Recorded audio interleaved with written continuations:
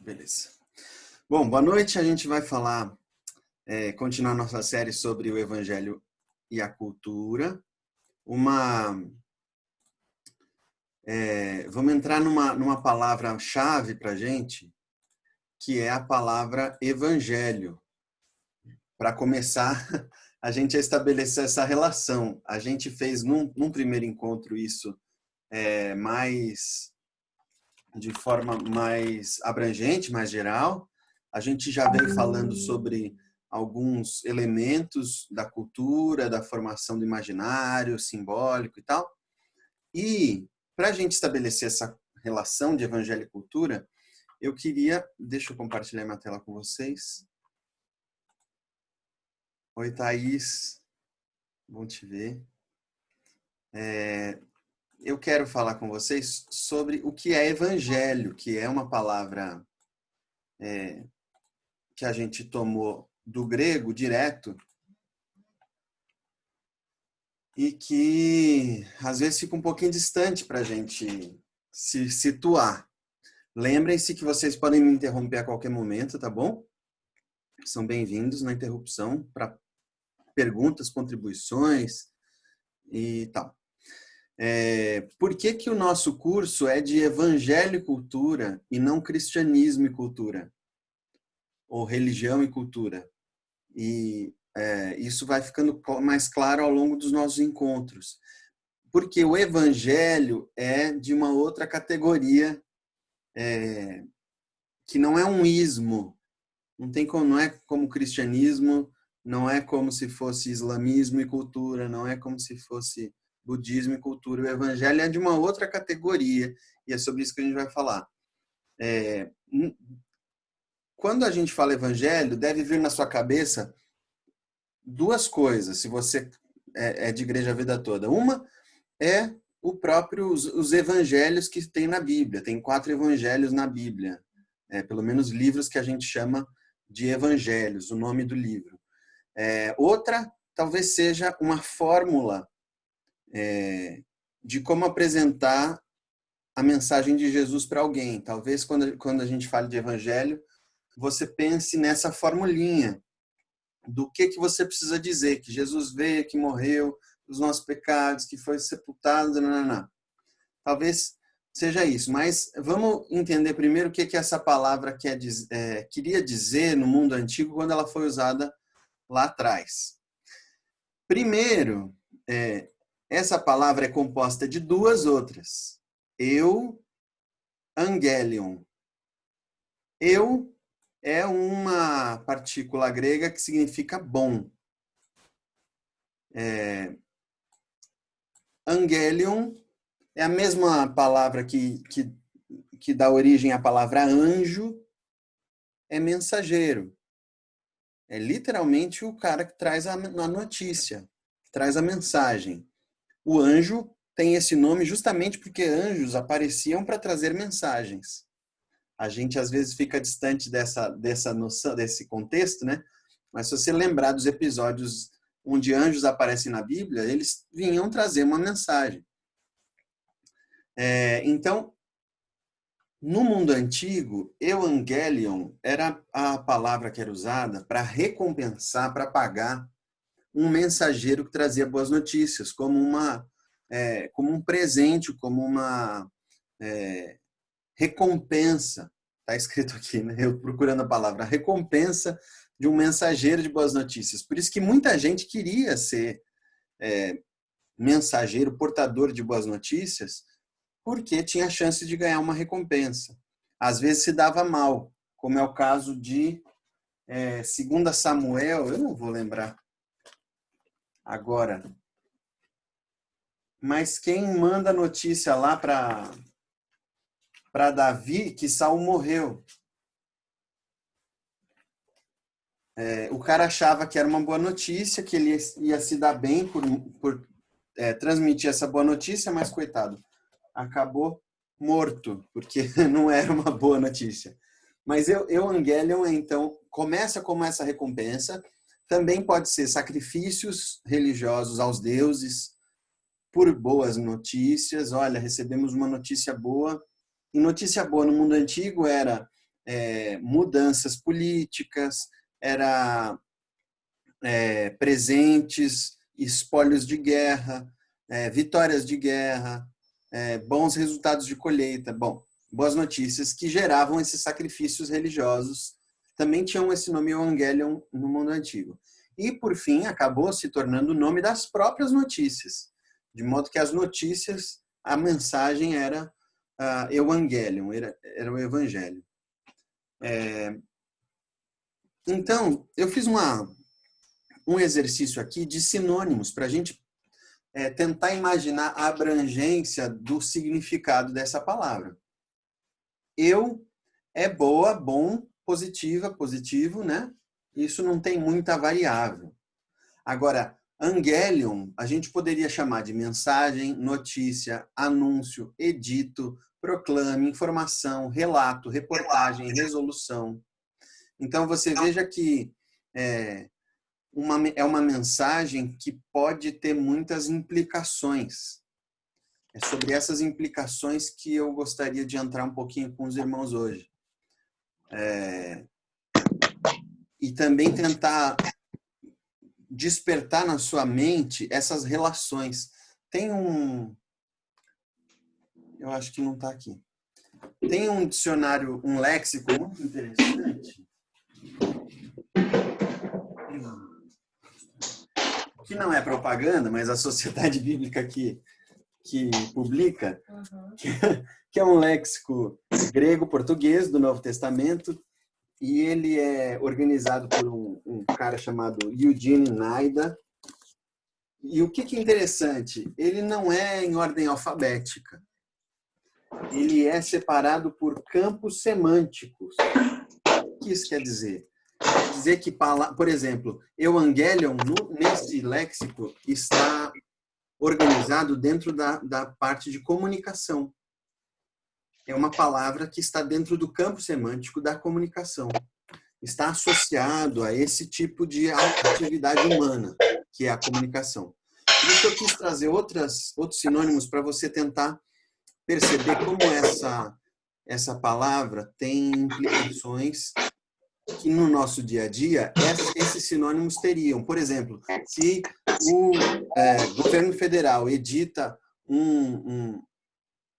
o Julimar talvez saiba melhor qual que são essas palavras nos termos jurídicos. Mas se o governo federal faz uma proclamação, ou se o presidente do Supremo Tribunal Federal faz uma proclamação, dá uma palavra, dá um anúncio, um edito, quais são as implicações disso, né? Então, para a gente tentar chegar próximo do que implicaria um evangelho. Outro uso bastante importante, e esse talvez é o que mais se consolidou para a gente na teologia, é um anúncio imperial sobre um plano de governo, ou a vitória de um general na guerra, ou qualquer agenda positiva do Império Romano.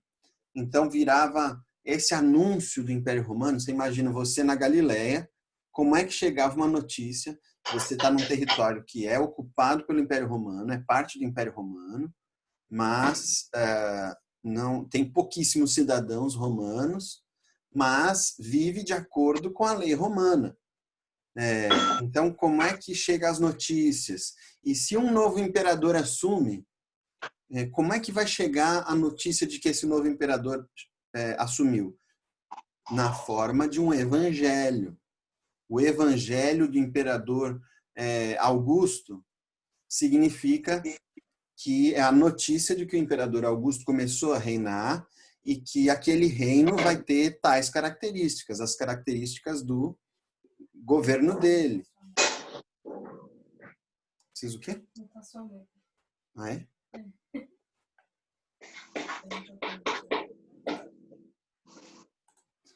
Perdão, gente, precisava mutar aqui. Então, todo governo... mais um. todo governo tinha um evangelho, ele chegava com o evangelho. É como a gente, quando vai ter a entrada de um novo presidente, esse presidente vai propor um plano de governo ou ele vai se anunciar como boa notícia. Ele está dizendo para a gente que a partir desse momento as coisas vão funcionar de tal forma.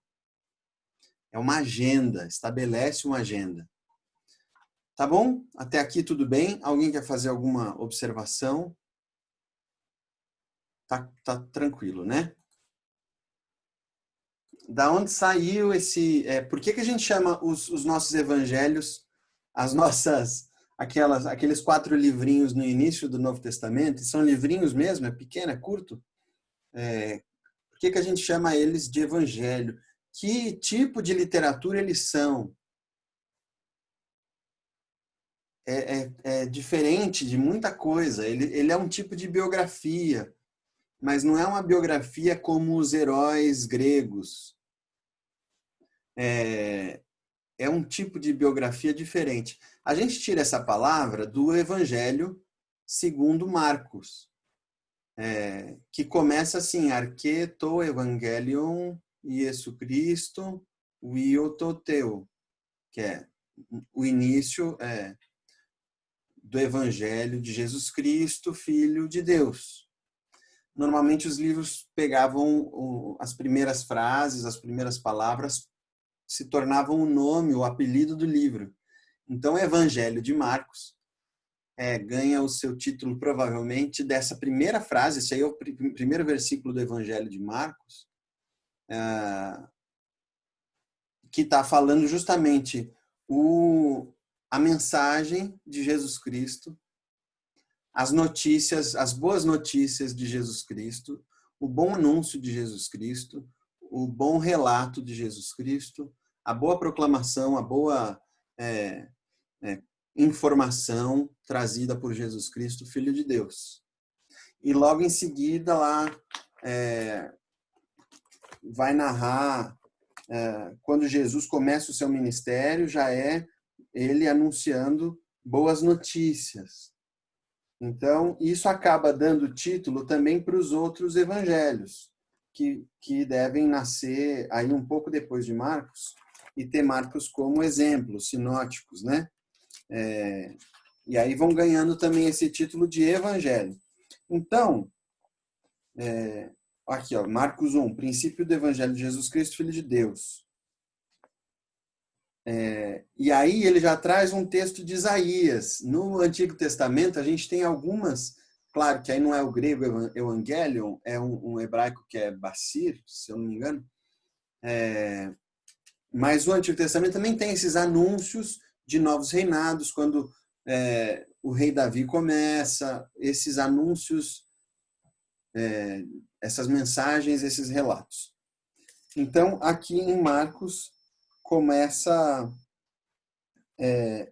logo com o Evangelho, e também no versículo 14, João Batista, quando começa o seu ministério, também usa essa palavra quando ele fala: o tempo está cumprido e o reino de Deus está próximo, arrependam-se e creiam no Evangelho. Então você vê como a mensagem de João Batista é uma mensagem bastante com implicações bastante políticas. Porque o que ele está falando é: o tempo está cumprido. O governo de Deus, o reino de Deus está próximo. Ou seja, se a gente está acostumado a receber notícias, evangelhos de Augusto, de Tibério, de Nero não era dessa época ainda, mas se a gente está acostumado a receber evangelhos de governantes romanos, fiquem espertos, porque o tempo está cumprido.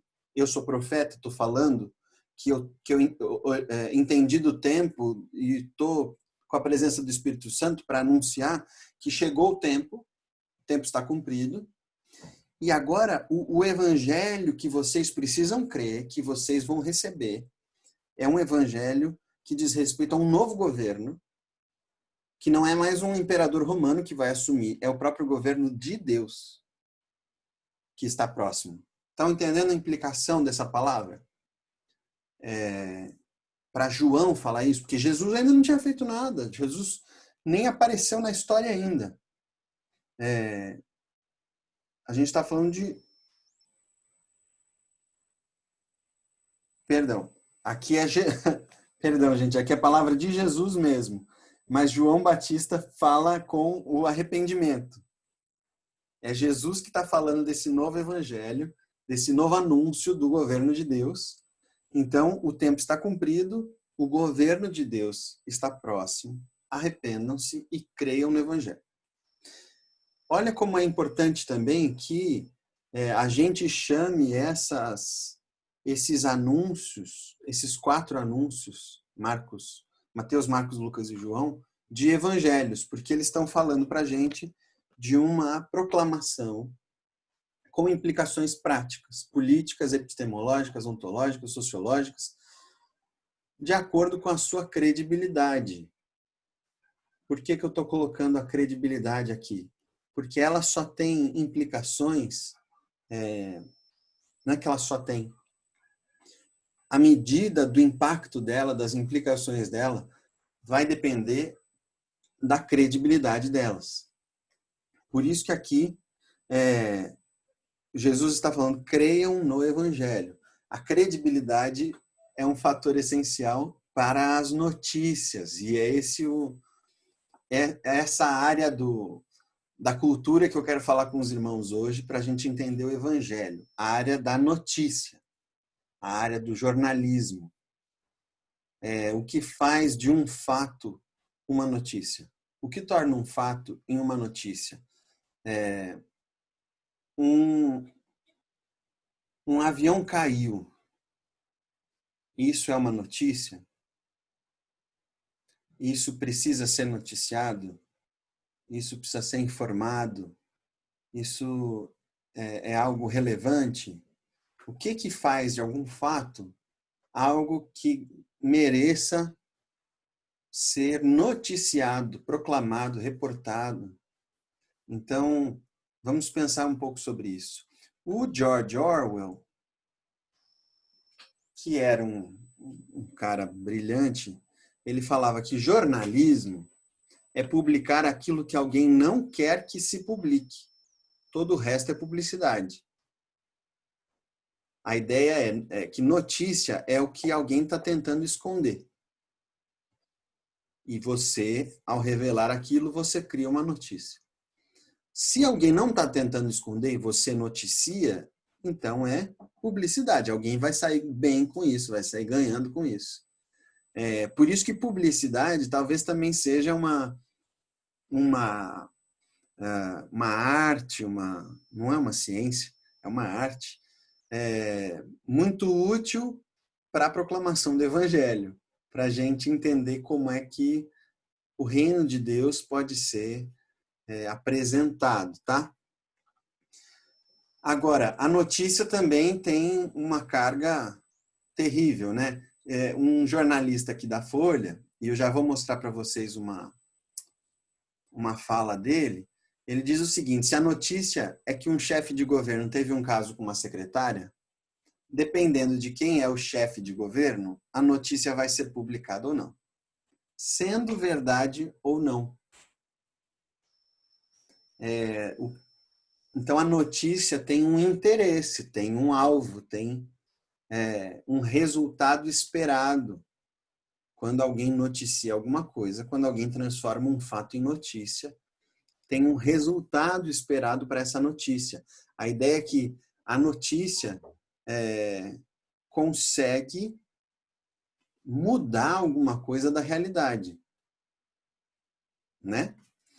Eu quero mostrar para vocês e sugerir um documentário sensacional chamado Mercado de Notícias. Eu vou passar o trailer para vocês só conhecerem. Eu sugiro muito que vocês assistam, de preferência pode assistir hoje à noite. Ele tem 1h10 mais ou menos de duração. E ele tem no YouTube inteirinho, eu vou botar o link para vocês. E ele descreve o nascimento desse mercado de notícias quando as notícias passam a ser produto, para ser comercializado. Porque, como a gente viu aqui no nosso estudo aqui de grego, o evangelho já era... Esse é o inteiro, mano? Tá, a Thaís postou aqui o link do documentário inteiro, depois vocês podem assistir. Então, como a gente viu, notícia não é novidade. No mundo antigo já existia notícia. Agora, notícia enquanto produto nasce na Inglaterra, lá pelo século XVII, 16 para 17, e é um pouco disso que fala esse documentário. E eu vou passar o trailer para vocês só para dar um gostinho e para ajudar na nossa conversa.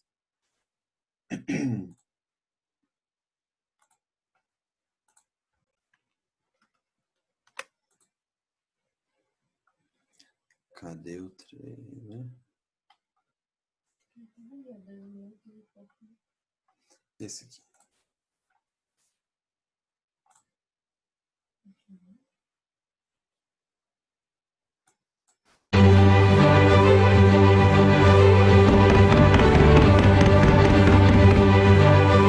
Que notícias apareçam já no título, aos senhores nenhuma novidade. Parecendo real, nada é verdade. Esse filme que faremos juntos é um documentário sobre jornalismo. Profissão? Jornalista. Jornalista. Jornalista. Jornalista? Biscateiro. Sei lá. Jornalista e blogueiro agora. Repórter. Jornalista, repórter. Repórter. Repórteres. Devagar, Tom. Temos aqui uma bela palavra nova.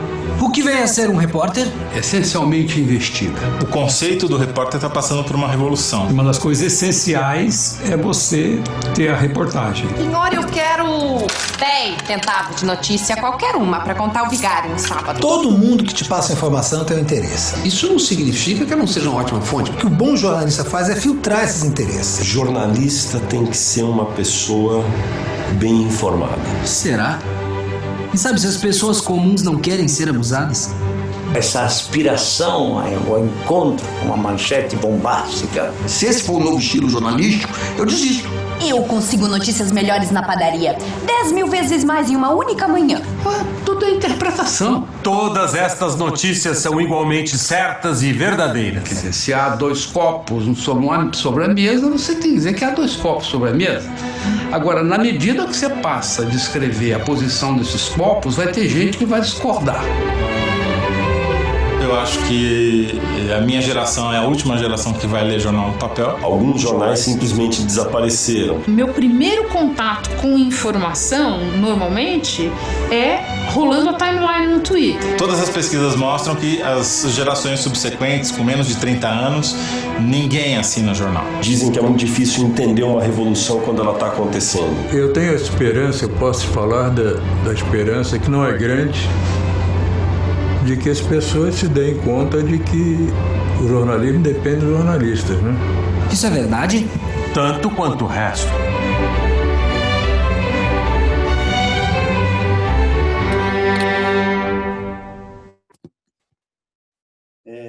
Então, vocês viram só um gostinho aí desse documentário que eu super recomendo.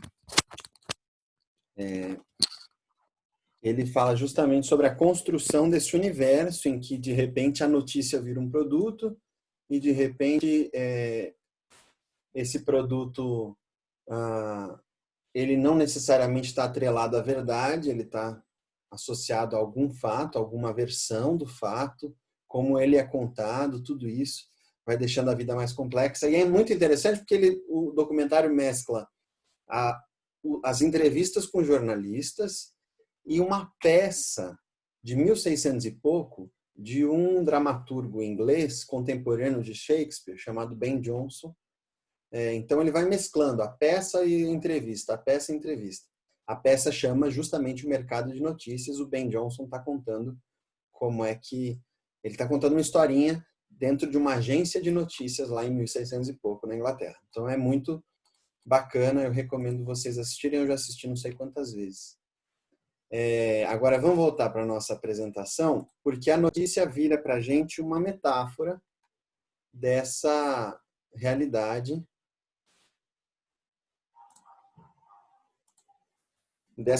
do evangelho, que é uma notícia boa, com implicações políticas, práticas, sociológicas.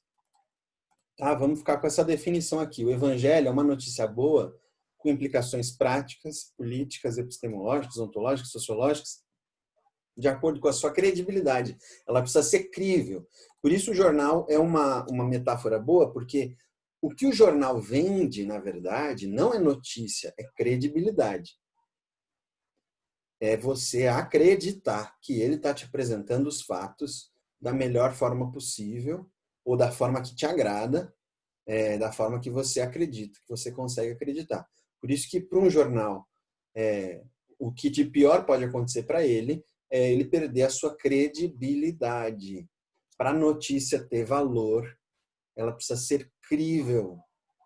E quem empresta credibilidade para a notícia é quem noticia. Tá bom? Então, o que pode uma notícia? A gente viu aqui essas frases do George Orwell, do Jânio de Freitas, sobre a notícia ser ou não publicada, como, por quê, as intenções, por quê, o que pode uma notícia? A notícia é uma mensagem que é lançada na sociedade e ela, em tese, traz um fato novo para essa sociedade, dentro do que essa sociedade entende, precisa ser algo que eu entenda, que eu consiga compreender e que, de alguma forma, muda a minha visão das coisas, né? A gente pode lembrar, por exemplo, do caso Watergate, que resultou na derrubada do Nixon nos Estados Unidos. Tudo começa com um vazamento de notícias, uma notícia que reporta as transações obscuras lá. Eu quero ver quem de vocês lembra, deixa eu abrir os rostinhos de vocês, quem lembra da escola base, do caso da escola base? Não lembram? A Thaís lembra. Era uma escola que foi... Eu lembro bem. Lembra bem, mãe? Conta pra gente. Eu lembro bem também. Conta aí, Julimar, o que aconteceu? Conta aí, Julimar. Vamos lá. Escola base é um caso de um casal japonês, né, de um proprietário de uma escola lá na zona sul de São Paulo, entre a Vila Mariana e a Aclimação, e em um determinado momento eles foram acusados de estar molestando sexualmente os alunos da escola, e principalmente envolvendo, né, o transporte público, o transporte da Kombi que leva as crianças para a escola, toda essa situação. E aí uma informação prévia chegou até o delegado e o delegado não teve a cautela necessária para apurar os dados e imediatamente jogou isso na imprensa, sem verificação. Resultado, até mesmo antes de uma investigação, os repórteres já estavam em frente à escola. Essas pessoas foram brutalmente acusadas, a escola foi depredada, eles tiveram muitos problemas, problemas psicológicos até hoje, e não só o Estado, como também inúmeros órgãos de imprensa foram condenados na justiça a indenizá-los por danos materiais e morais.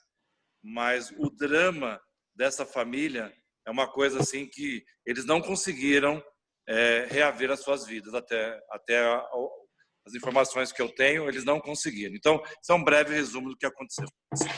E os dois adolescentes que começaram a história confessaram há poucos anos que era mentira. Eu sei que a justiça não teve informações para culpá-los, acabou que eles saíram inocentes pela justiça, mas com isso a vida já tinha acabado, né? Uhum. Então, o que pode uma notícia, né? Pode muita coisa. Mãe, eu vou mutar você aqui.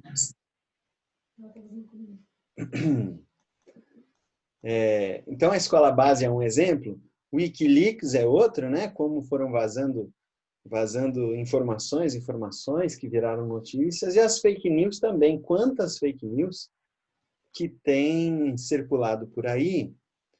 E o lance é que parece que o nosso filtro para credibilidade está muito baixo, está muito barato, né? Qualquer mensagem no WhatsApp a gente acredita. Somos muito crédulos para coisas que comprovam a nossa forma de ver o mundo. Esse é um caso muito interessante. Em 24 de abril, agora, mês passado, o Trump sugeriu, de forma jocosa, daquele jeito que só ele pode fazer, explorar o tratamento da Covid com desinfetante. 2 dias depois, sai a notícia de que Nova York tem aumento de chamadas por ingestão de desinfetante. Vocês talvez tenham visto essas notícias que o povo acreditou e saiu tomando desinfetante para ver se matava o vírus. Então, olha o que pode uma notícia. O que os estudiosos de fake news estão dizendo é que a gente costuma acreditar em fake news que comprovem a nossa visão de mundo. Por exemplo, eu sou terraplanista, eu acho que a Terra é plana.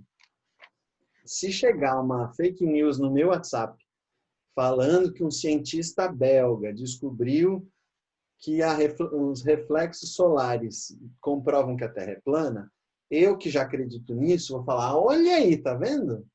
E vou repassar para os meus colegas, achando que eu estou fazendo um evangelho, que eu estou dando uma boa notícia, que eu estou falando de como o mundo pode ser diferente e tal. Eu me torno um evangelista da fake news, do terraplanismo.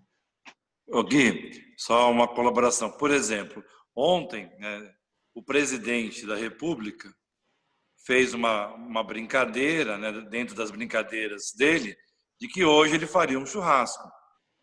Quer dizer... não era verdade, não? Não, aí hoje ele veio a público dizer que isso era uma fake news. Mentira. Isso, ele fez isso. Então, assim, dentro de um cenário que hoje nós ultrapassamos as 10 mil mortes, né? E deve ter um monte de churrasco rolando por aí, né? Isso, e isso, um monte de gente leva isso a sério. Então, não é brincadeira. Da mesma maneira que o Trump fez a questão do desinfetante, ele não pode nem pensar em brincar com isso. Por quê? Ele deveria estar se comportando publicamente de máscara, porque para muitas pessoas, as pessoas mais simples da sociedade, a maneira delas se informarem é olhando para o líder. Tá? Quem estudou comunicação sabe muito bem disso, porque a maioria das pessoas não tem acesso a uma imprensa tão capaz. Então, essas pessoas olham para o líder. Se o líder não der o exemplo, fica ruim, fica difícil. E às vezes não é nem o texto, né? Não é nem verbal. O que ele fala é como ele se porta, como ele age, né? Que lidera mais o exemplo.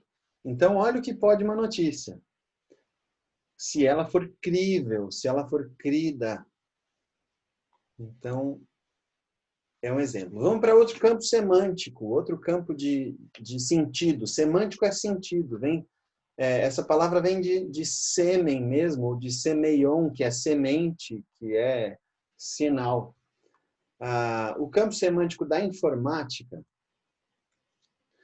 a gente tem, por exemplo, no seu computador, para a gente conversar aqui pela internet, o nosso computador está processando uma série de códigos. Os códigos falam para ele como é que ele deve tratar as informações, como é que ele deve processar essas informações, como é que ele deve computar essas informações, por isso é um computador. Ele tem um sistema operacional. Essa série de códigos de como ele deve se comportar trabalham em conjunto dentro de um sistema que me permite abrir programas, janelas, trocar informações e tal. Tudo isso é um sistema operacional que opera a partir desses códigos. Ele trata informações, ele trata dados, ele lida com comandos, né? Eu botei aqui na nossa imagem várias linhas de comando. que quem vai fazer... devia ter colocado essa palavra também.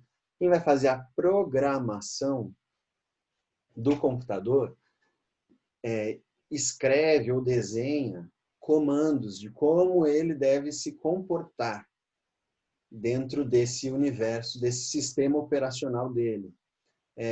Tem mensagens de erro, troca de mensagens entre sistemas, entre programas e tal. Tem integrações, tem atualizações. Você já deve ter atualizado o seu celular, atualizado o seu computador. Tudo isso são códigos, são mensagens. Então, no campo da informática, olha como é poderosa uma mensagem ou um código. No campo semântico da informática, o evangelho seria um bom código, ou um código poderoso, um código que dentro de uma máquina, de um sistema operacional, pudesse transformá-la completamente. Já pensou? Se você tivesse um aplicativo, quando você baixa um aplicativo, ou quando você baixa um programa, você está baixando um pacote de códigos, de mensagens. Então, é como se... E que, na verdade, talvez seja maior do que o Evangelho de João, por exemplo. Quando você baixa um Microsoft, um Word, acho que todo mundo usa o Word aqui. Código binário, Júlio, obrigado. Tudo isso se reverte também, ou se traduz em 0 ou 1, né? Nossos computadores são binários, não são quânticos ainda.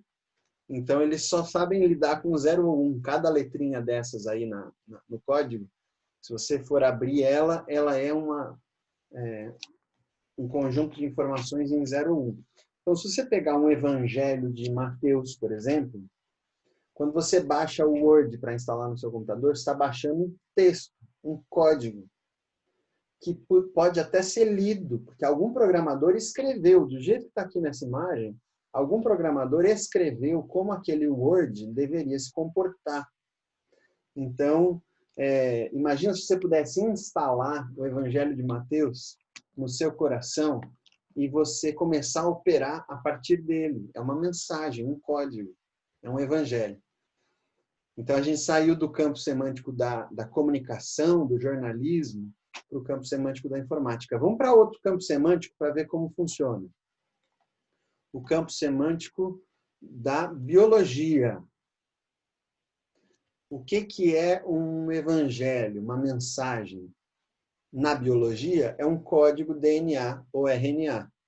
Aqui você está vendo uma ilustração de um código de DNA, que é realmente um código, ou uma carga genética, um código genético, que pode ser mapeado, que pode ser decodificado para saber o que ele quer dizer. É esse código que vai dizer que você vai ter olho azul ou olho castanho. Então, é um código que vai reger, que vai organizar o trabalho das suas células e como o seu corpo vai trabalhar. Na biologia também a gente tem a semente.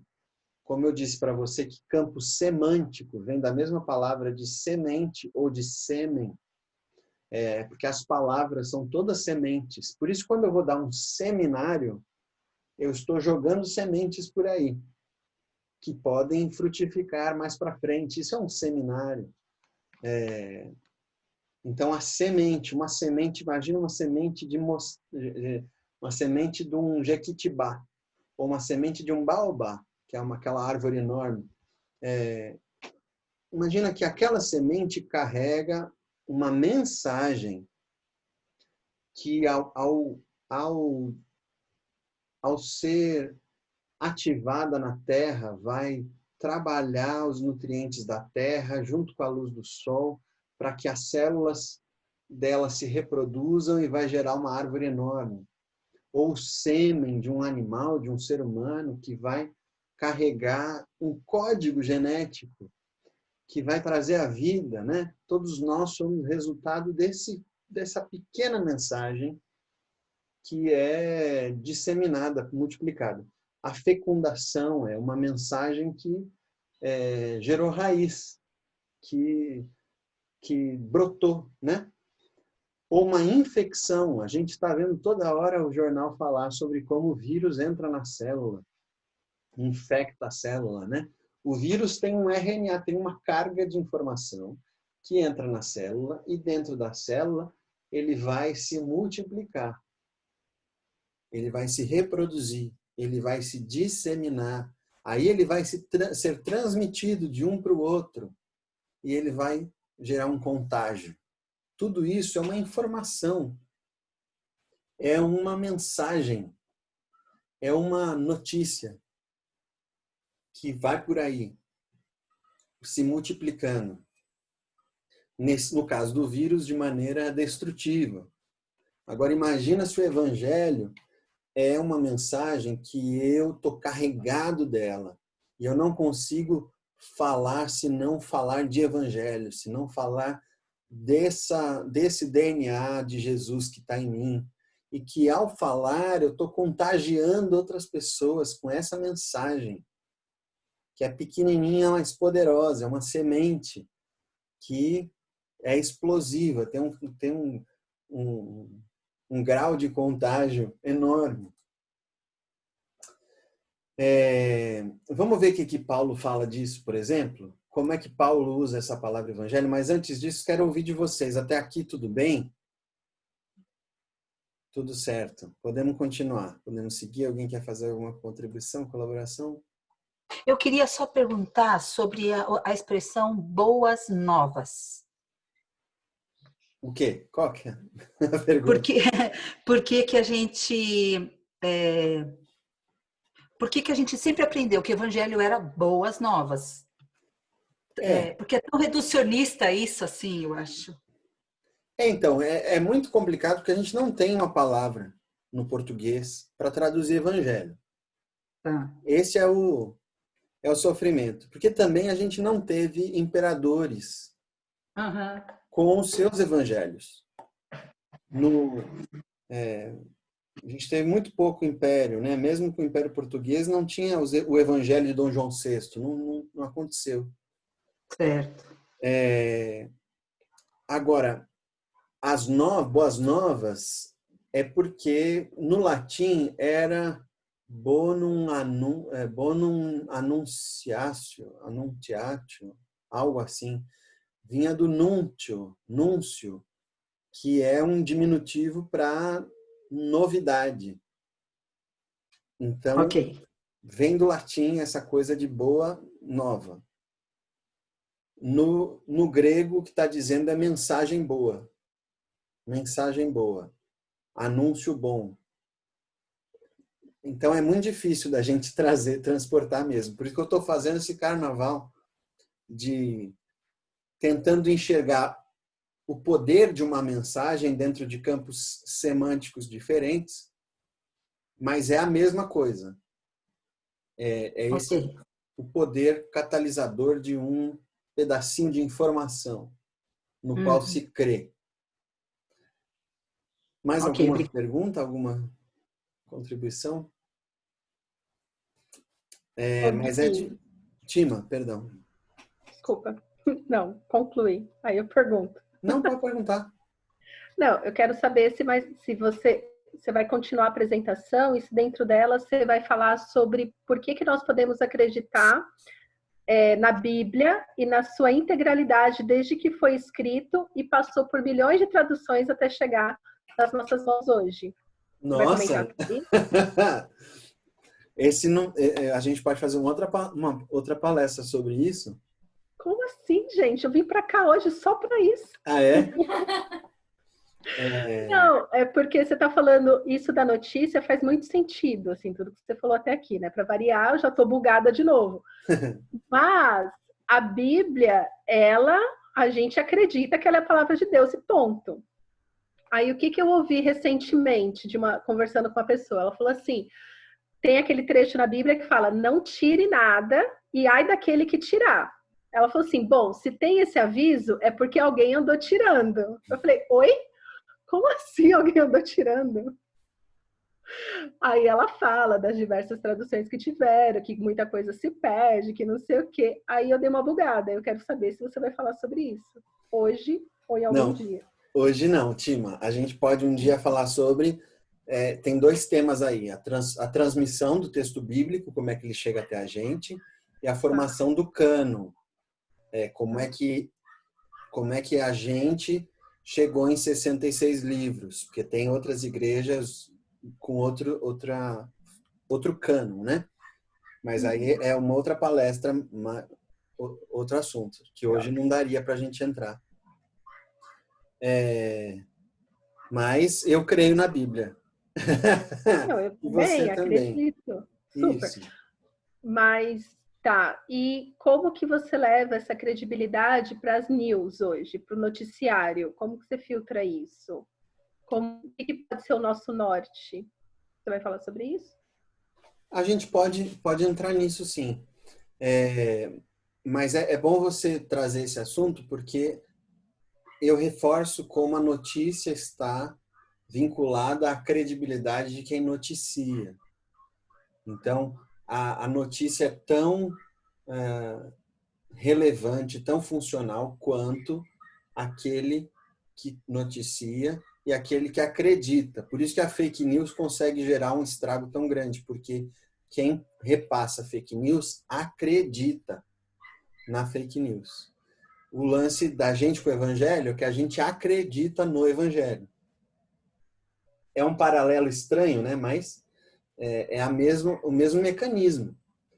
Porque no fim das contas, quando o cara manda uma mensagem para você, olha, descobriram que a cloroquina cura o coronavírus.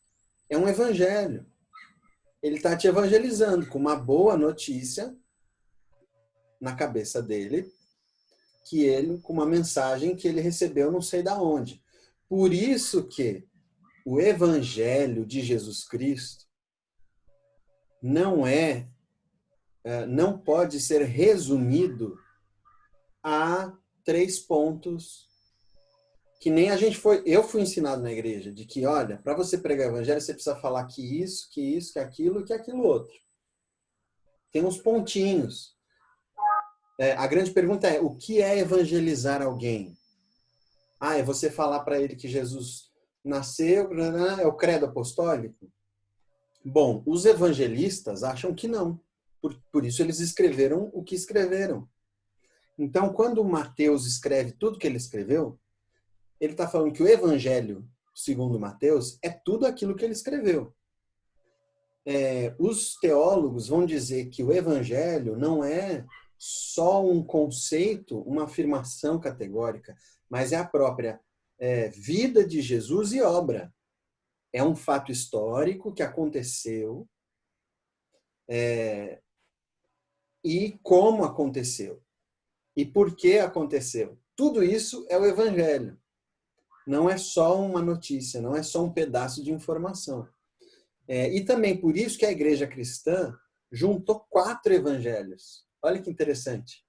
É como se eu pegasse o Diário Oficial, a Folha, o Estadão e o Valor Econômico. E os 4 precisam ser lidos e interpretados, que os 4 estão falando do fato histórico, do que aconteceu e da implicação cósmica, transcendente, política, sociológica, as implicações deste evangelho. Então, vamos ver o que Paulo fala disso, depois a gente volta nesse assunto. Aqui, em Romanos 1, 14 a 17, ele fala assim, sou devedor, tanto a gregos como a bárbaros, tanto a sábios como a insensatos.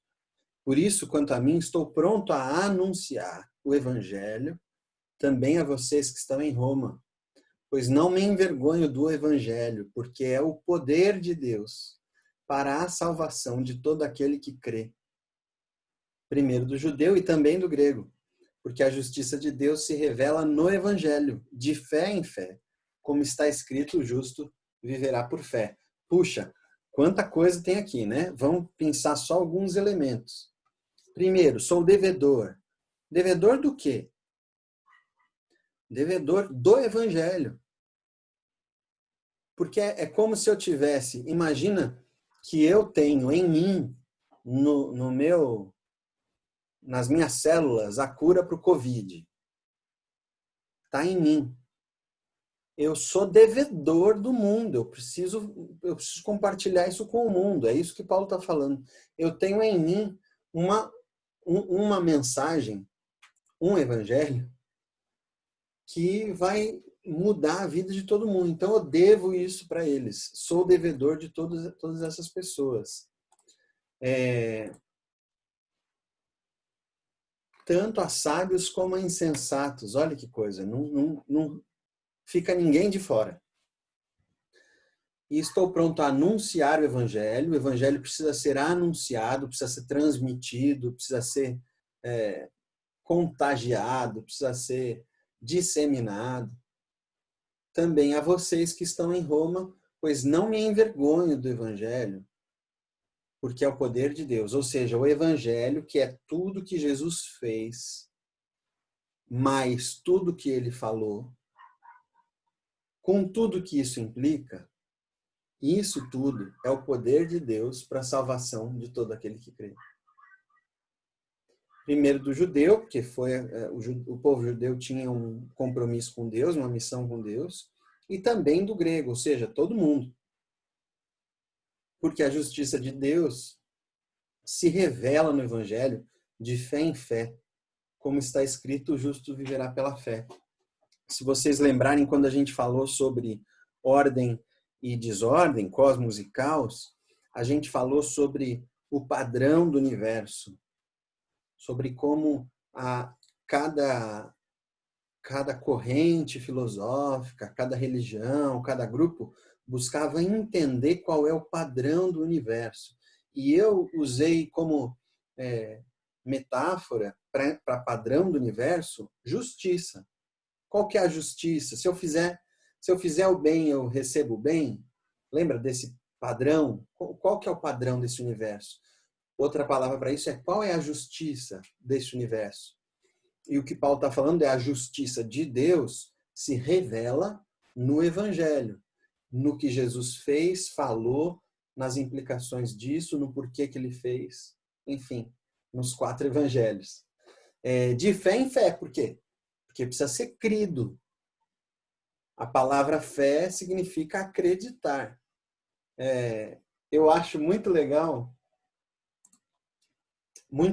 mais ou menos, como a palavra acreditar foi sequestrada pela ficção. Quando você vê Harry Potter, Disney, sei lá, Peter Pan, você precisa acreditar, não é? O acreditar é uma chave mágica dentro do mundo da ficção. Bom, mas acreditar é a chave mágica dos cristãos também. Se você não acreditar no Evangelho, esse mundo mágico do reino de Deus não se abre. Eu estou falando com palavras bem Disney mesmo, porque é essa ponte que a gente precisa fazer. A gente precisa aprender a falar no mundo Disney. A gente precisa aprender a falar no mundo Anitta, né? É isso que a gente tem conversado desde o início. Então, o Evangelho é esse mundo mágico que se abre na hora que eu acredito. É um jeito de explicar isso tudo. Um mundo mágico governado por Deus. Um mundo mágico no qual Deus já é o governante, junto com Jesus Cristo, no qual nossos pecados já estão resolvidos, no qual nós somos filhos desse rei. Então, esse é o mundo mágico do Evangelho, que eu posso entrar a partir dessa chave, que é acreditar. É bizarro, né? Como é parecido tudo isso. Que a cultura se apoia no que tem gravado no nosso coração, e que o que tem gravado no nosso coração é isso. Deus já deixou a gente pré-programado para desejar a eternidade. Eu vou botar aqui também Romanos 15 para a gente ler. Eu não botei no slide porque é bastante texto.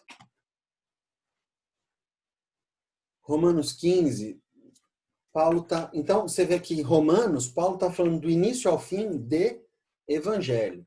O que é esse código, esse sistema operacional, esse DNA, essa mensagem que é capaz de transformar tudo? Então, ele está falando aqui em Romanos 15, alegrem-se, ó gentios, com o povo de Deus, louvem o Senhor.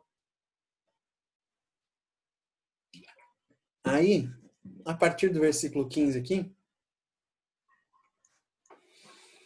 eu lhes escrevi, em parte mais ousadamente, como para fazer com que vocês se lembrem disso outra vez, por causa da graça que me foi dada por Deus, para que eu seja ministro de Cristo Jesus entre os gentios. Ministro quer dizer servo de Cristo Jesus entre os gentios, no sagrado encargo de anunciar o evangelho de Deus, de modo que a oferta deles seja aceitável, uma vez santificada pelo Espírito Santo.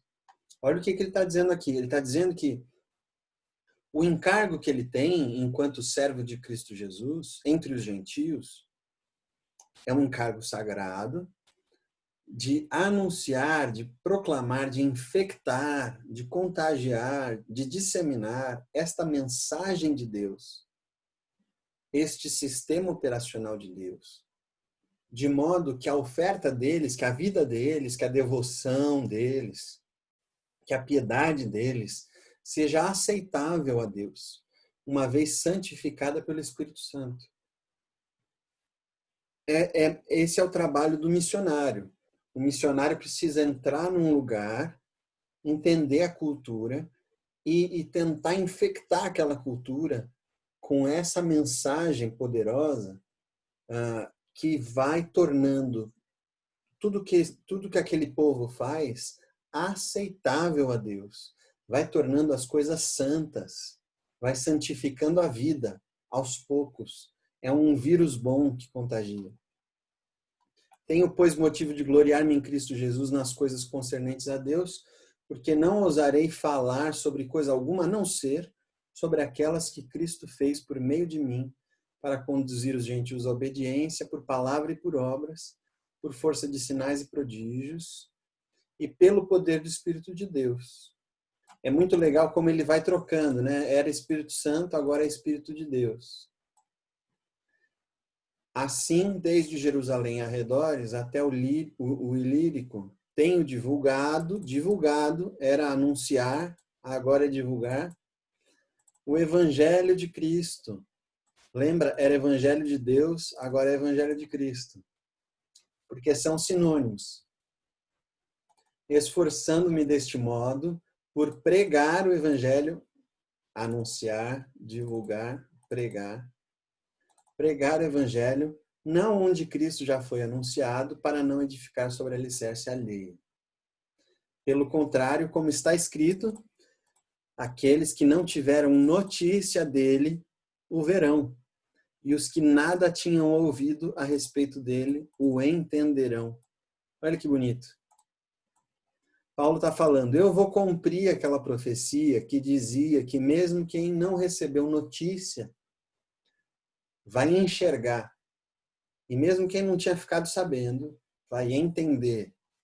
Eu vou lá dar a notícia. Eu vou dar a notícia. Esse é o trabalho do evangelista. Aí, para a gente encerrar... Nossa, já falei tanto. Já vou acabar. Uma definição do Paul Tillich, que é um cara sensacional que estudou cultura, teólogo, ele fala que comunicar verdadeiramente o evangelho significa tornar possível uma decisão clara a favor ou contra o mesmo. Nós, os que comunicamos o evangelho, precisamos entender os outros, precisamos de alguma maneira participar em suas existências, de modo que essa rejeição signifique parcialmente uma ejeção, um lançar fora no momento em que aquilo estiver fincando raiz neles. Até esse ponto conseguimos trazê-los e isso significa comunicar o evangelho.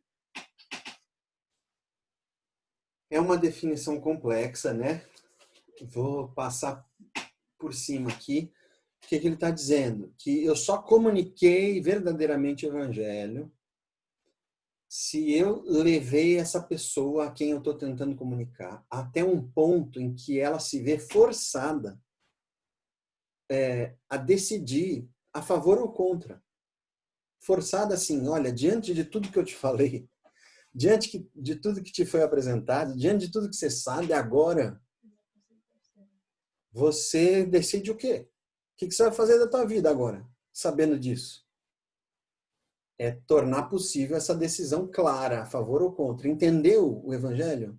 E agora? O que você faz com essa informação? Isso é comunicar verdadeiramente o evangelho. Só que o que ele está falando é que para eu fazer isso, eu preciso fazer parte da vida da pessoa. Eu preciso estar próximo da existência dela, do coração dela. De modo que rejeitar o evangelho vai ser, em parte, rejeitar a mim. Porque ela vai saber que o evangelho é uma das coisas mais caras para mim, mais preciosas para mim. De modo que rejeitar o evangelho é, em parte, me rejeitar. E aí vai me jogar fora junto com a mensagem, vai jogar o mensageiro junto com a mensagem. É mais ou menos isso que ele está falando. Por fim, então, o evangelho é isso, é uma notícia depois da qual, depois de saber dessa notícia, você nunca mais é o mesmo. Você pode aceitar ou rejeitar, mas é uma notícia, uma informação, um conjunto de dados, é uma semente que você ou aceita ou rejeita. É um fato tão bombástico que aquilo te transforma totalmente se ela tiver espaço para criar raízes dentro de você e para frutificar, né?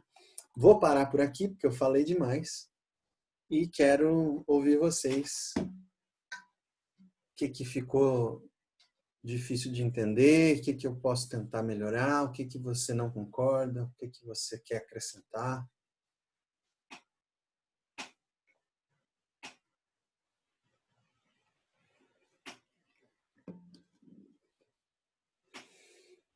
Tudo certo? Calma, deixa a gente pensar. Estão prontos para comunicar o evangelho? 1, 2, 3 e valendo. Eu tenho uma pergunta. Levando em consideração que a credibilidade é tão essencial na propagação do evangelho, e sendo nós pecadores como somos, qual é a implicação da nossa vulnerabilidade, da nossa fraqueza, da nossa imperfeição para transmitirmos o evangelho com a credibilidade que ele merece, boa, que ele tem. Excelente, que boa pergunta, obrigado. Porque como o evangelho é uma mensagem, é boas novas aos pobres, vai ser difícil receber essa mensagem de um rico. Entende? Eu não vou ouvir um rico vindo me falar de boas novas aos pobres. Eu quero ouvir um pobre falar de boas novas aos pobres. Então, o evangelho é uma mensagem para os quebrados, para os feridos, para os marginalizados, para os pecadores. Então, eu quero ouvir um pecador me falar do evangelho. Eu não quero ouvir um santo. Eu quero ver a vulnerabilidade de quem está falando do evangelho. Eu não quero ver a medalha, o título, o diploma. Não quero ver um teólogo me falando do evangelho. Eu quero ver um pecador quebrado, arrependido. Se é uma mensagem de arrependimento, quero ver alguém arrependido vir me falar do evangelho, de como a vida mudou. Então, é justamente aí que é o negócio.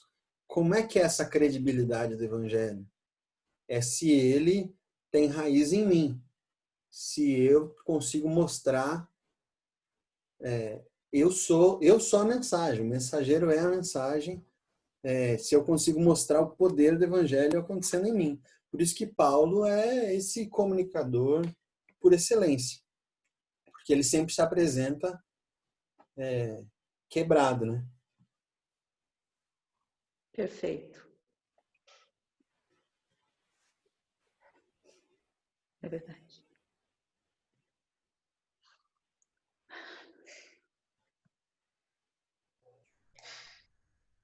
Mais alguma? Então a boa notícia, o evangelho, ele se torna crível a partir do momento que impactou primeiro a minha vida. E aí eu posso passar essa boa nova para frente, que as pessoas vão falar, nossa, realmente, ela era uma miserável e agora está um pouquinho menos. Seria basicamente isso. Tem uma aí as pessoas... Pode falar. Porque hoje em dia, o que a gente vê em muitas igrejas, que está todo mundo muito louco, porque parece que essa boa nova não impactou de fato a vida dela, né? A pessoa só mascarou um problema com outro e pelo menos é o que eu tenho visto, de um evangelho mais de ilusão, né? De afirmações. Afirma que dá certo, afirma, manda que Deus obedece, e não tem uma transformação genuína. Não sei se é isso que deixa tanto crente alienado, porque a boa nova não chegou onde deveria ter chegado. É isso? Quando Jesus nos envia, ele nos envia como testemunhas, né? E sereis minhas testemunhas até os confins da terra. O testemunho, ele fala daquilo que a gente viu, ou ouviu, ou viveu. Então, eu só posso falar do que eu vivo, né? Jesus não mandou recados, ele mandou pessoas. Ele formou mensageiros que são a mensagem. Ele formou testemunhas. Até eu acho uma coisa linda, o Osmar, outro dia o Osmar Ludovico, que aliás vai pregar na nossa igreja amanhã de manhã. Uhul! Glória a Deus! Obrigada, Jesus! Amém? O Osmar, ele me falou um dia desses e eu fiquei repercutindo isso. A gente estava falando sobre essas mega igrejas, né, que vai muita gente e que tem pouco vínculo com umas com as outras, né? E com quem está preocupado com o discipulado, né? Não dá para discipular muita gente. Jesus discipulou 12 ali. E aí o Osmar falou assim, Jesus não estava preocupado em arrecadar, em aglomerar ouvintes. Ele estava preocupado em formar mensageiros. Então é outra coisa, né? Que nem eu estou super feliz de ter vocês aqui. Somos em 8, sei lá. Mas eu estou super feliz de ter 8 pessoas que estão caminhando juntos há 4 semanas. Que legal, que bom a gente dar continuidade, poder se ouvir, poder aprender junto. Porque Jesus formou essas pessoas que vão dar testemunho de si mesmas e dele, do que ele fez, do que essa mensagem fez na vida delas, né?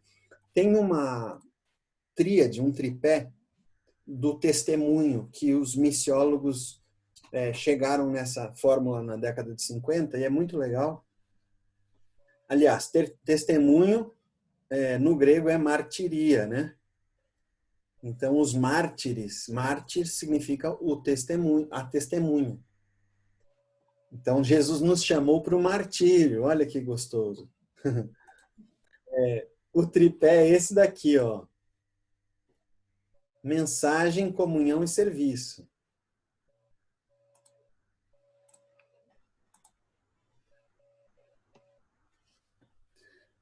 O querigma é o verbo... Opa!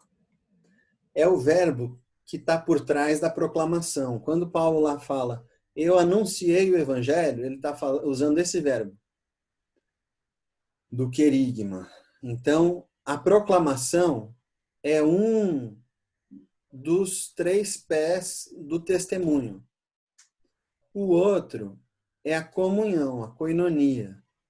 Ou seja, quando eu proclamo o evangelho para alguém, mesmo sem a pessoa me perguntar nada, ela está tentando entender para que tipo de comunidade você está me chamando.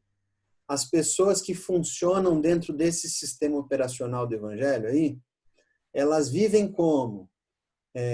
Se eu cair, se eu fizer besteira algum dia, como é que essa comunidade vai me tratar? Então, por mais que a pessoa não te pergunte, ela está lendo tudo isso. O outro tripé é a diaconia, o serviço. A pessoa também está perguntando assim, mas como é que vocês cuidam dos seus pobres? Tem necessitados entre vocês? E se um dia eu ficar desempregado, alguém vai cuidar de mim? Se algum dia eu ficar doente, alguém vai me visitar? Se algum dia eu for preso, alguém vai me visitar? Então, por mais que a gente não fale ou ninguém pergunte, a pessoa está lendo tudo isso no nosso testemunho. O Julimar, ele tem os seus clientes com quem ele convive. Ele não necessariamente falou o plano de salvação para alguém. Mas o cara está vendo como o Julimar vive. O Julimar conta de que fez junto com a igreja lá no Pôr de Areia. Ele fala teve um grupo de lectio na casa dele, que teve gente que não sei o quê. A pessoa está lendo tudo isso no testemunho. Aí a mensagem, a proclamação, só vai dar nomes aos bois. Não, isso tudo é porque Jesus Cristo fez isso, isso e isso. Aí é o querigma. Então é esse tripé do testemunho. O testemunho que apresenta esse evangelho, que é esse novo sistema operacional pelo qual a gente pode viver. Gui, eu queria falar sobre uma questão que eu observo. No Brasil, você tem a divulgação do Evangelho, né, de Jesus, de Deus. Basicamente, eu acho que 100% da população já ouviu falar, né? Quem é Deus, quem é Jesus, o Espírito Santo. Então, olha só, é uma mensagem que ela foi comunicada, né, de alguma forma. E por que às vezes ela não está gerando a transformação necessária? Esse é um detalhe, né? Porque a publicidade, vamos dizer assim, do Evangelho, ela é feita. Mas eu observo o seguinte, as pessoas chegam e olham para o testemunho, como é que as pessoas, essas pessoas que dizem sobre Deus, sobre Jesus, como é que elas agem nas suas respectivas vidas, né? E eu vejo que é um ponto que para a pessoa, às vezes, dar um passo hoje para conhecer mais Jesus, essas pessoas que estão levando o Evangelho precisam mostrar que as suas vidas são diferentes também. E, às vezes, nem falando nada, mas, às vezes, mostrando, né, verdadeiramente, né, de maneira razoável, equitativa a vida. Isso às vezes tem um efeito maior, porque elas sabem, a mensagem de Deus e Jesus já chegou. Só que elas querem entender como é que elas vão se apropriar dessa mensagem para que ela seja uma mensagem transformadora nas suas vidas. Eu queria que você falasse sobre isso. Boa, Júlio. Imagina que a gente publica no jornal os 4 evangelhos. Numa segunda-feira, a edição toda do Estadão é os 4 evangelhos. E, de repente, todo mundo vai ler. Será que vai fazer diferença? Será que muda alguma coisa? Será que vão acreditar no Estadão que está publicando aquilo? Ou vamos pensar que a cura do coronavírus, o código RNA, sei lá, do pedacinho do vírus que vai fazer a vacina, vamos publicar esse código RNA no Estadão. Vai fazer alguma diferença esse código RNA? Não, eu preciso que esse código esteja ativo, esteja trabalhando, esteja produzindo, se multiplicando, né? Fazendo a coisa acontecer. Preciso que ele esteja vivo. Então, essa mensagem de Jesus, ela precisa estar viva para as pessoas perceberem que ela é possível e crerem, porque esse é o negócio. Se elas não crerem, elas não vêm acontecer. Crer é a chavinha mágica para que a coisa se desenrole. Vocês lembram daquele haitiano que falou com Bolsonaro? Vocês lembram de um haitiano? Eu vou descrever brevemente. Eu queria achar o vídeo aqui, mas é mais fácil descrever. Nessas entrevistas que o Bolsonaro dá na porta do Planalto, na porta do Palácio, uma dessas entrevistas, apareceu um haitiano que falou para o Bolsonaro: Bolsonaro, acabou. Aí o Bolsonaro parou e deu ouvidos. Foi uma cena incrível. Eu vou achar essa cena aqui para botar. Porque o haitiano Bolsonaro, ele falou para o Bolsonaro: acabou, seu governo acabou. Para com isso, sai logo daí. Achei aqui. Uma fala tão subversiva, tão poderosa, só que a gente vai avaliar o que ela fez e o que ela não fez.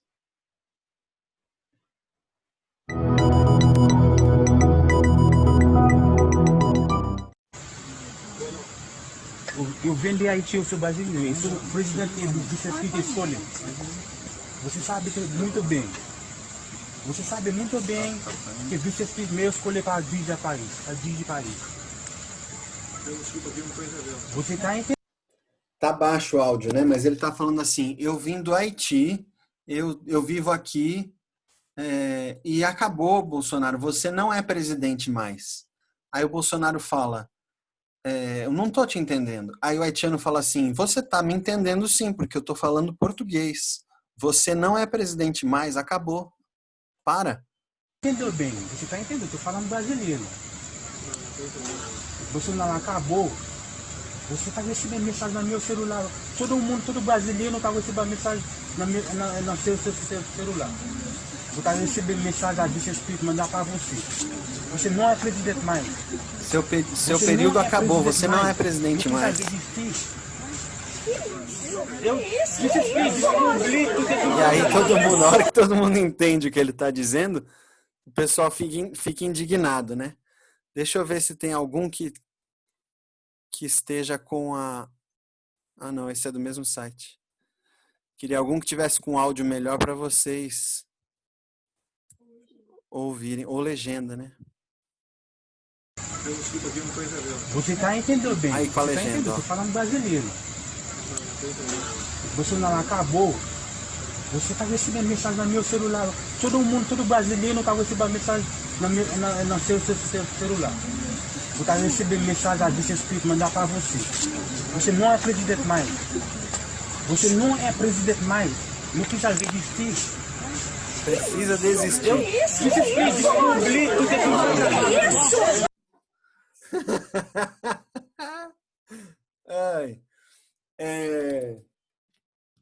Olha que coisa incrível. Esse haitiano que chega diante do presidente da República e fala: você não é mais presidente, acabou.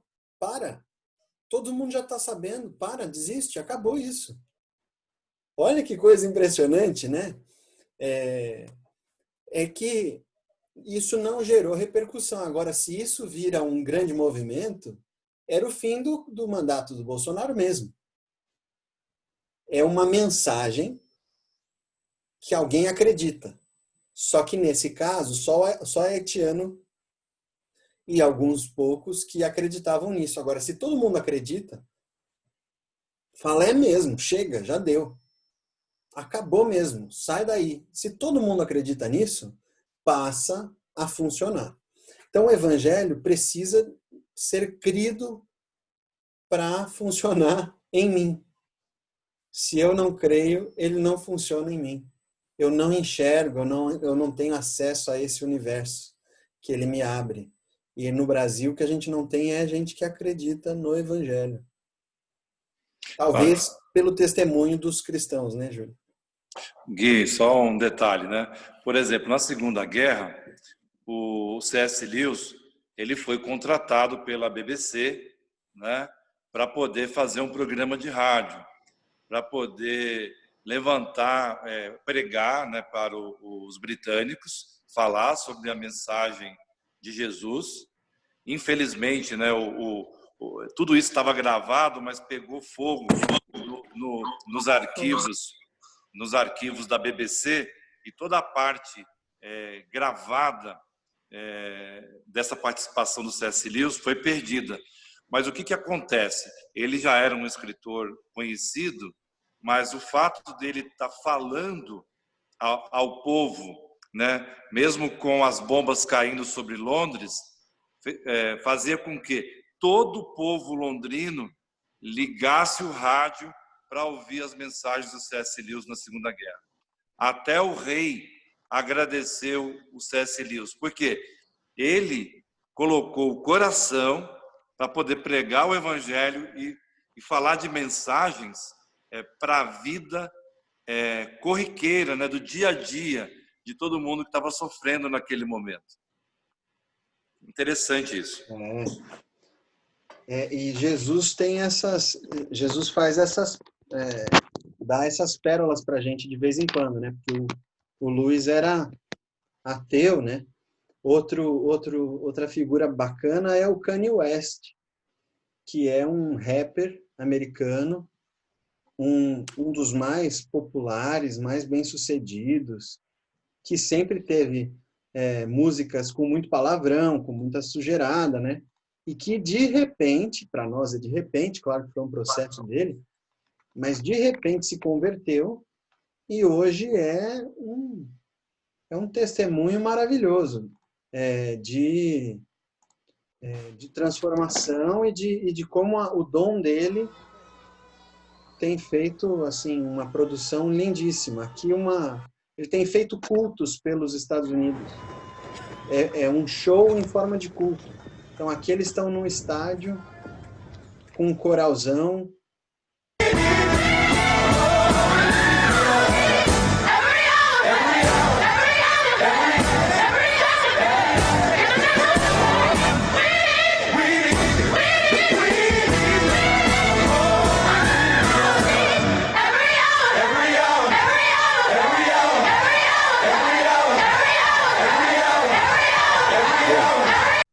Eu vou parar aqui. Eu também recomendo muito que vocês assistam. Esse álbum dele chama Jesus is King. Ele falou que ele botou esse nome estrategicamente, porque aí todo mundo que fosse falar o nome do álbum tivesse que declarar que Jesus é rei. Que legal. Querendo ou não.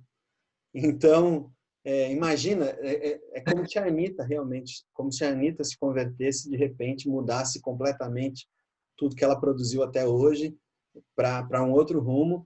Esse é o Kanye West lá nos Estados Unidos e assistam depois esse show dele. Tem vários shows dele, todos em formato de culto, gospel, negro, de coral, uma coisa maravilhosa. Mas é essas coisas que Jesus faz. Então, para falar com o grupo que ouve o Kanye West, precisava da autoridade, da credibilidade que esse cara tinha. E Jesus fez isso acontecer, né? Agora, cada um de nós tem credibilidade em algum lugar. A Eliana tem um círculo de amizade que vai ouvir mais ela do que a mim, se ela falar. Então, a Fátima tem um outro grupo que ouve mais ela do que o Chum, se a Fátima falar, porque ela tem credibilidade e assim por diante, né? É o testemunho, nosso testemunho. É isso, pessoal. Peraí, tem um relato da Eliana. Não quer falar, Eliana, pra gente? Quer que eu leia? Não. Você estava falando e eu comecei a me lembrar, porque essa semana uma irmã também começou uma live estudando Jó. E E foi tão difícil para mim, porque eu tinha uma sede tão grande de Deus. Eu procurei um padre lá em São Paulo, eu morava na Vila Nova Conceição, ali perto da Juscelino Kubitschek, 2 filhos pequenininhos, muitos problemas, muitas dificuldades, eu tinha uma sede de Deus.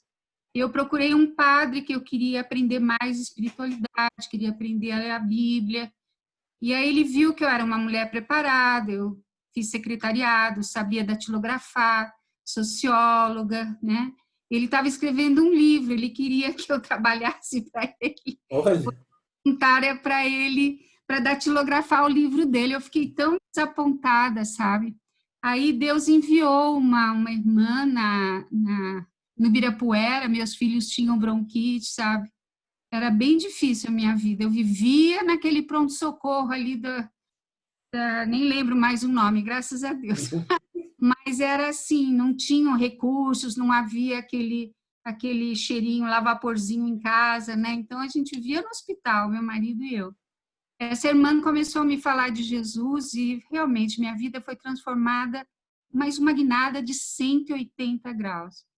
Mas ela começou, eu fui evangelizada pelos livrinhos do Bill Bright, mas junto veio toda aquela crítica contra a Igreja Católica, que o Papa era o anticristo, misericórdia. A minha cabeça deu um nó, mas eu acreditava na palavra e não liguei para nada disso, sabe? Então, porque aquela sementinha, boa nova, foi tão forte na minha vida, sabe?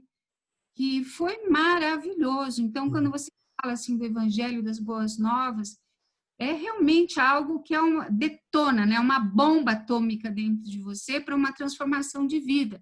Depois eu fui aprender com outros pastores aqui em Curitiba, a gente morou em Porto Alegre, eu comecei a frequentar a primeira igreja batista alemã. Olha só. Uma história muito linda, assim, com essas mudanças de Deus, sabe? E com isso eu fui aprendendo a amar o Deus e os irmãos nas diferentes igrejas. Por isso que eu acho que eu tenho um chamado, um ministério mesmo interdenominacional, né? Meu chamado é unir as mulheres em prol do reino, Estou aprendendo muito com você. A aula sobre a Caos e Cosmos, a semana passada, me sustentou a semana toda diante de uma situação difícil que eu tinha, uma irmã católica. Deus me deu palavras, sabe? Então, eu estava lembrando só queria compartilhar isso. E essa irmã é Silvia Cardigan, sei lá o nome dela. E ela deu testemunho assim, o marido dela era arquiteto, e ela falou, olha, a minha geladeira estava vazia, mas de repente aconteceu alguma coisa, amigos trouxeram, e a minha geladeira estava cheia. Eu fiquei impressionadíssima com aquilo. Esse amor de doação, quando você tem Cristo, você sofre com os outros, e você, né, cresce com os outros, você, né? Então, meu Deus, minha vida, 40 anos, eu quero servir o Senhor. E eu tenho ido, onde Ele me manda, né? Eu fui coordenadora de 15 anos de intercessão do movimento Lídia, não sei se vocês já ouviram falar, movimento profético, Lídia Fellowship, começou com uma irmã batista lá na Nova Zelândia. Um dia a gente conversa. Também tivemos um problema, porque andar com irmãos, com aqueles que pensam diferente, não é fácil. Porque Deus não quer união de teologias, não é? Ele quer isso, que a gente viva esse amor sincero, né, generoso e, né, sem vaidades, dando a outra face. Não é fácil, né?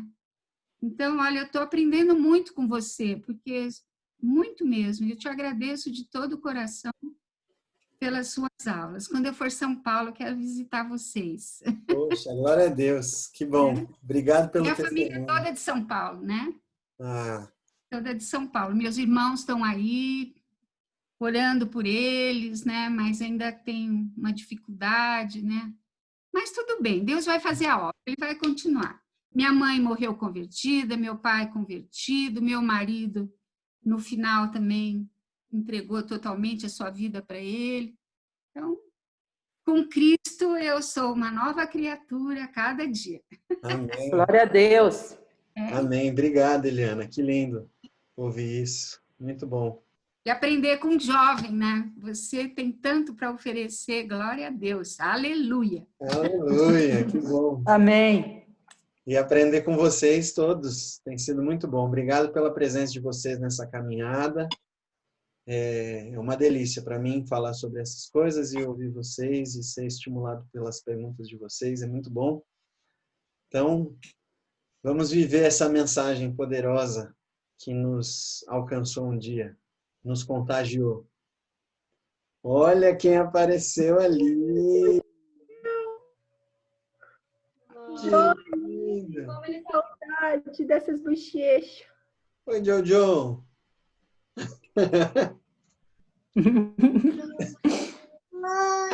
Oi! Olha, Micaela, apareceram as crianças. Ei! Que gostoso. Momento infantil. Me despedir. Boa noite. Ai, que bonitinho. Boa noite. Leozinho! Oi, Léo. A Timinha já vai fazer uma recreação para as crianças agora à noite. Ai, bom.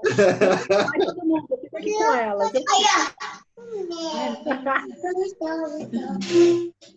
Saudades de todos. Nos vemos amanhã, se Deus quiser. Boa noite. Ou semana que vem. Obrigada, Gui. Obrigado a vocês. Tchau, tchau. Boa noite.